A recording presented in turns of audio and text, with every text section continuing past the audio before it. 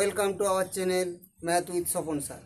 আমরা মিক্সচারের এলিগেশন অঙ্ক নিয়ে আলোচনা করছিলাম। আজ সেই এলিগেশন অঙ্ক নিয়ে আলোচনা করব। দেখো, অঙ্কগুলো একটু নতুন পদ্ধতিতে সমাধান কিভাবে করতে পারবে খুব কম সময়ে, সেই নিয়ে আলোচনা হবে। তোমরা ভিডিওগুলো দেখো, ভালো লাগলে চ্যানেলটা সাবস্ক্রাইব করো, ভিডিওগুলো লাইক করো। আসা যাক আলোচনায়। কী বলেছে? 60 লিটার জল মিশ্রিত দুধে দুধ ও জলের অনুপাত 2:1। আর কত লিটার জল মেশালে দুধ ও জলের অনুপাত 1:2 হবে। তাহলে 60 লিটার দুধ মিশ্রিত জল আছে বা জল মিশ্রিত দুধ আছে। সেই জল মিশ্রিত দুধে দুধ এবং জলের অনুপাত দেওয়া আছে 2:1 এবং বলেছে আর কত লিটার জল মেশালে দুধ ও জলের অনুপাত 1:2 হবে। তাহলে প্রথমে আমরা কি করব? এই 60 লিটার মিশ্রণে দুধ কতটা আছে, জল কতটা আছে বের করে নিতে হবে আগে। তাহলে দুধ কতটা হবে 60 লিটারের মধ্যে? দুধ সমান 60 ইন্টু দুধের আনুপাতিক ভাগার কত আছে 2:1, অর্থাৎ 2/3। দুধ আমরা কত পেলাম? দুধ পেলাম 40 লিটার। জল কতটা হবে? জল সমান মোট ছিল 60 লিটার, তার থেকে 40 লিটার বিয়োগ, অর্থাৎ জল পেলাম আমরা 20 লিটার। তাহলে 60 লিটার মিশ্রণে দুধ এবং জলের অনুপাত ছিল 2:1। তাহলে 60 লিটারের মধ্যে আমরা দুধ পেলাম 40 লিটার, জল পেলাম 20 লিটার। এতদূর পর্যন্ত অঙ্কটা আমাদের হয়ে গেছে। এরপর কি বলেছে? এরপর বলেছে আর কত লিটার জল মেশালে দুধ এবং জলের অনুপাত হবে 1:2। তাহলে আমরা এই 60 লিটারের মধ্যে দুটি জিনিস পেয়েছি। কি কি পেয়েছি? আমরা পেয়েছি দুধ এবং জল, দুটো আইটেম পেয়েছি। তাতে আমাদের দুধ কত বেরিয়েছে? দুধ বেরিয়েছে 40, জল হয়েছে কত? 20। এরপর কি বলেছে? আর কত লিটার জল মেশালে দুধ এবং জলের অনুপাত 1:2 হবে। নতুন করে যে অনুপাতটা হবে সেটা হচ্ছে জল মেশানোর পর 1:2। কি মিশিয়েছি আমরা? জল মিশিয়েছি, অর্থাৎ জলের পরিমাণটা পরিবর্তন হবে, কমবে বা বাড়বে। জল যেহেতু মিশাচ্ছি জলের পরিমাণ বাড়বে, দুধের পরিমাণটা কিন্তু একই থাকবে। এরপর আমরা কিভাবে করব এইখানে সলিউশনটা? আর কত লিটার জল মেশাতে হবে এইটা করার জন্য আমরা এই যে দুধের নিচে যে সংখ্যা দুটো লেখা আছে এইগুলোকে আমরা ভাগ করব। 40কে যদি 1 দিয়ে ভাগ করি তাহলে আমরা কত পাবো? 40কে 1 দিয়ে ভাগ করলে 40 পেয়ে যাব। তাহলে আমরা ভাগ করার পর যে ভাগফলটা পেলাম, কত ভাগফল পেলাম? 40। 40 দিয়ে এইখানে যে সংখ্যাটা আছে নিচে এটাকে গুণ করব। 2কে যদি 40 দিয়ে গুণ করি তাহলে কত হবে? 2কে 40 দিয়ে গুণ করলে 80 হবে। অর্থাৎ জলের পরিমাণটা, এই যে জল মেশানোর পর কত লিটার জল মেশালে, জল মেশানোর পর জলের পরিমাণটা কত হবে? 80 লিটার। প্রথমে আমাদের জল কত ছিল? জল ছিল 20 লিটার। এখন জলের পরিমাণ কত হলো? 80 লিটার। তাহলে কতটা জল মেশাতে হবে? আগেই 60টা লিখে ফেলছি।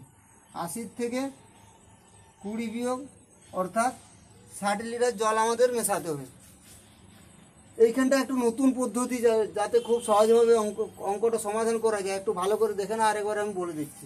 60 লিটারের মধ্যে দুধ কতটা, জল কতটা প্রথমে আমরা বের করে নিলাম। এরপর এখানে দুধ এবং জল লিখব। দুধটা কত হয়েছে? 40 লিটার, জলটা কত হয়েছে? 20 লিটার। এরপর জল মেশানোর পর যে নতুন অনুপাতটা দেওয়া আছে, কত দেওয়া আছে? 1:2। 1টা হচ্ছে দুধ, একে দুধের নিচে লিখলাম, 2টা হচ্ছে জল, জলের নিচে 2টা লিখেছিলাম। এরপর কি করলাম? মেশাচ্ছে কি? কত লিটার জল মেশালে, জল মেশাচ্ছে, তাহলে জলের দিকটা আমরা এখন দেখবো না, যেটা না মেশাচ্ছে সেটা দেখবো। দুধ মেশায়নি, দুধটা দেখবো। দুধটা যে দুধের নিচে যে সংখ্যা দুটো লেখা আছে এই দুটো আমরা ভাগ করলাম। 40কে 1 দিয়ে ভাগ করলাম, কত পেলাম? 40। এই ভাগফল যেটা পেলাম সেইটা দিয়ে জলের যে নতুন অনুপাতটা দেওয়া আছে ওটাকে গুণ করব। 2 দেওয়া ছিল জলের নতুন অনুপাতটা, তাকে 40 দিয়ে গুণ করলাম, কত পেলাম আমরা? 80। জল ছিল কত লিটার? 20 লিটার ছিল। নতুনভাবে জলটা হবে কত লিটার? 80 লিটার। তাহলে 20 লিটারটাকে যদি 80 লিটার করতে হয় কতটা জল আর মেশাতে হবে? 80 থেকে 20 বিয়োগ, অর্থাৎ 60 লিটার।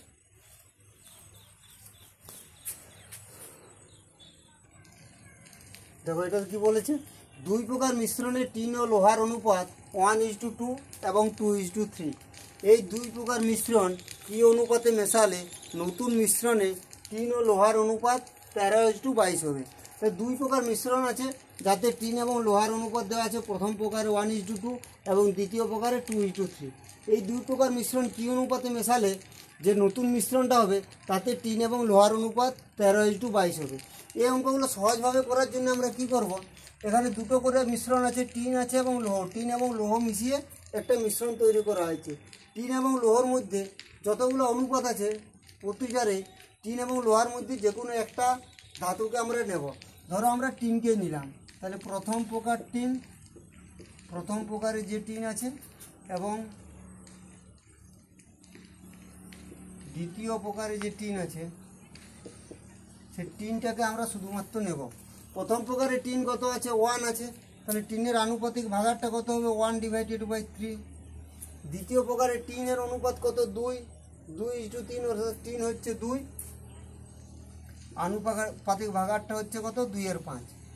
দুটো মিশানোর পর যে নতুন মিশ্রণটা হচ্ছে তাতে টিনের আনুপাতিক ভাগার কত আছে, 13:22, অর্থাৎ 13/35। আমরা প্রতিটা যেটা অনুপাত ছিল, প্রথমে ছিল 1:2, তারপর 2:3, তারপর 13:22, প্রতিটারে আমরা শুধুমাত্র টিনের আনুপাতিক ভাগার যেটা সেটা আমরা লিখলাম। এরপর কি করব, এরপর আমরা কোনাকুনিভাবে বিয়োগ করব। বিয়োগ করার সময় বুঝতে পারছো না কোনটা বড় কোনটা ছোট, যেটাই হোক প্রথমে লিখো, বিয়োগ চিহ্ন দিয়ে আরেকটা লিখো, বিয়োগ করার পর মাইনাস চিহ্নটা না দিলেই হবে। যদি মাইনাস হয়ে যায় তাহলে এটা কত আছে, 2/5 বিযুক্ত 13/35। 5 এবং 35-এর লসাগু কত হবে, 35 হবে। 5 7 35, 7 2 14 বিযুক্ত 35 1 35, 13 1 13। বিয়োগ করে আমরা কত পেলাম, 1/35। এটাও ওই সেম একইভাবে বিয়োগ করব। 1/3 থেকে 13/35 বিয়োগ 1/3 বিযুক্ত 13/35। 3 এবং 35-এর লসাগু কত হবে, 105। 3 35-এ 105, 35 1 35 বিযুক্ত 35 3 105, 13 3 39। দেখো বিয়োগ করার সময় পিছনেরটা বড় হয়ে যাচ্ছে, অর্থাৎ -4 হবে, মাইনাসটা লেখার দরকার নেই, আমরা শুধুমাত্র 4/105 লিখব। তাহলে প্রথমটা বিয়োগ করে কত পেলাম, 1/35, দ্বিতীয়টা বিয়োগ করে কত পেলাম, 4/105। এই যে দুটো বিয়োগ করার পর যে দুটো সংখ্যা পেলাম এগুলার আমরা অনুপাত করব। 1/35 = 4/105। 35-কে 105 কেটে যাবে 3 দিয়ে। এরপর আমরা কোনাকুনি গুণ করে লিখে নেব এইভাবে, 1 3 3 = 1 4 4।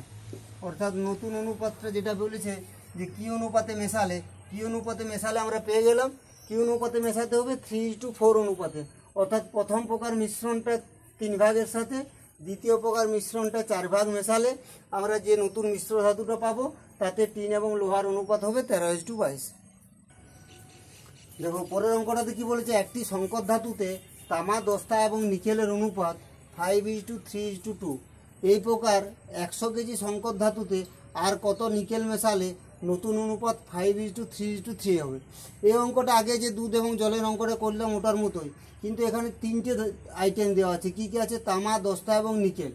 তাহলে প্রথমে 3টে আইটেম দেওয়া আছে, তামা, দস্তা, নিকেল।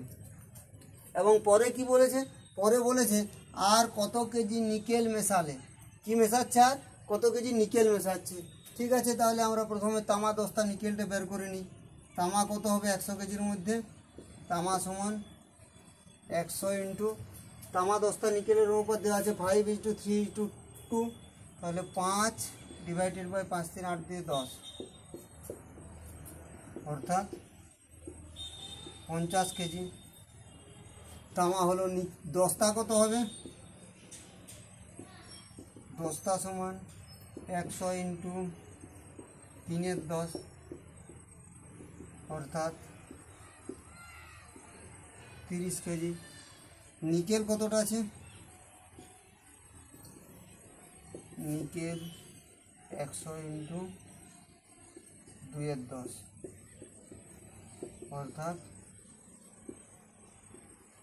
20 কেজি। তাহলে আমরা তামা, দস্তা এবং নিকেল পেয়ে গেলাম। যেহেতু 3টে আছে, তামা, দস্তা এবং নিকেল আছে, মেশাচ্ছে কি, মেশাচ্ছে নিকেল, অর্থাৎ এই নিকেলকে আমাদের ধরতেই হবে, যেহেতু নিকেল মেশাচ্ছে। এই নিকেলের সাথে তামা এবং দস্তা দুটোর মধ্যে যে কোনো একটা নেব। এখানে আমি দস্তাটা নিয়েই করি। তাহলে কি কি হচ্ছে, দুটো দস্তা এবং নিকেল। দস্তা কতটা বেরিয়েছে? দস্তা বেরিয়েছে 30 কেজি। নিকেল কতটা পেলাম আমরা? নিকেল পেলাম 20 কেজি। এরপর কি মেশাচ্ছে? আর কত কেজি নিকেল মেশালে নতুন অনুপাত হবে 5:3:3। এই 5টা হচ্ছে কি? 5টা হচ্ছে তামা। তাহলে তামাকে আমরা যেহেতু বাদ দিয়েছি, 5কে আমরা বাদ দিলাম, কী কী থাকবে? 3 এবং 3। তাহলে দস্তা হচ্ছে 3, নিকেলও হচ্ছে 3। এরপর কি করব বললাম? এরপর বললাম এই যেটা মেশাচ্ছে, নিকেল মেশাচ্ছে, নিকেলকে বাদ দিব। তাহলে থাকলো কি? নিকেল যদি বাদ দিই থাকলো দস্তা। দস্তার নিচে যে সংখ্যা দুটো আছে এগুলোর আমরা ভাগ করব। 30কে 3 দিয়ে ভাগ, 3 × 30। তবে একটু শিখে নিলে এটা মুখে মুখে হিসাব করতে পারবে, একটুও সময় লাগবে না। পুরো অঙ্কটাই হয়তো 1 সেকেন্ডে করে নেবে। 3 × 30, 3 × 30 হয়ে যাবে। তাহলে আমরা ভাগ করে ভাগফল কত পেলাম? 10 পেলাম। এই যে বললাম ভাগফলটা দিয়ে নিকেলের নিচে যে সংখ্যাটা লেখা আছে এটা গুণ করব। 10 হয়েছে, এটাকে 10 দিয়ে গুণ করব। 3কে 10 দিয়ে গুণ করলে কত হচ্ছে? 30। নিকেল ছিল কত? নিকেল ছিল 20। এখন মেশানোর পর কত হলো? 30 কেজি। তাহলে নিকেল মেশাতে হবে কতটা? 30 কেজি হলো, আর প্রথমে 20 কেজি ছিল আমাদের। তাহলে নিকেল কতটা মেশাতে হলো? 30 থেকে 20 বিয়োগ, 30 থেকে 20 বিয়োগ অর্থাৎ 10 কেজি। তাহলে যে বলেছিল আর কত কেজি নিকেল মেশালে, আমরা পেয়ে গেলাম আর কত কেজি নিকেল মেশাতে হবে? 10 কেজি।